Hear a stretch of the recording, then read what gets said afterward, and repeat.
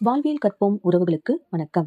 இன்னைக்கு நம்ம சேனல்ல பார்க்க போற சிறுகதை போகி பண்டிகையின் தத்துவத்தையும் மாற்றத்தையும் விளக்கும் வகையில் ஒரு சிறுகதை இதோ உங்களுக்காக.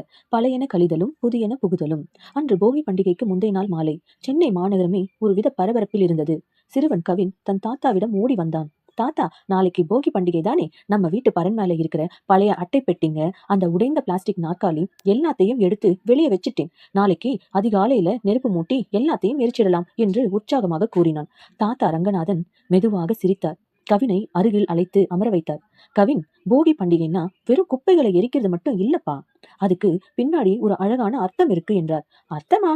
பழைய பொருளை எரிக்கிறது தானே பழையன கழிதலும் புதியன புகுதலும் என்று கேட்டான் கவின். தாத்தா விளக்கத் தொடங்கினார். உண்மைதான். ஆனா அந்த காலத்துல மக்கள் பயன்படுத்தினது பெரும்பாலும் மட்கி போகக்கூடிய பாய், ஓலைப்பெட்டி, மரக்கட்டைகள். அதை எரிச்சா சாம்பல் உரமாகும். ஆனா இப்போ நீ சொல்லுற பிளாஸ்டிக் நாற்காலியையும் பெயிண்ட் அடிச்ச அட்டைகளையும் எரிச்சா அது காத்துல விஷத்தைத்தான் பரப்பும். அது இயற்கைக்கு நம்ம செய்யற துரோகம். கவின் யோசிக்க ஆரம்பித்தான். அப்போ எதைத்தான் எரிக்கணும் தாத்தா?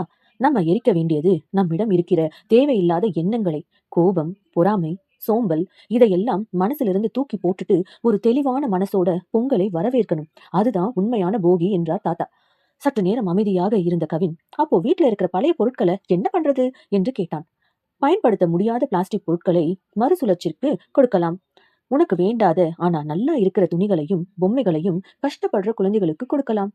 அதுதான் புதியன புகுதல்.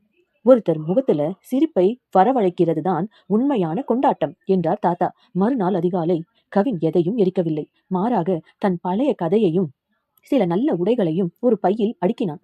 தன் வீட்டின் வாசலில் அழகான கோலமிட்டான். தாத்தா, இப்போ என் மனசும் சுத்தமாயிருக்கு, நம்ம தெருவும் சுத்தமாயிருக்கு என்று கவின் சொல்ல தூரத்தில் சூரியன் மெல்ல உதயமாகி பொங்கல் திருநாளை வரவேற்றது. இந்த கதை உங்களுக்கு பிடித்திருந்தால் லைக், ஷேர், சப்ஸ்கிரைப் செய்யவும்.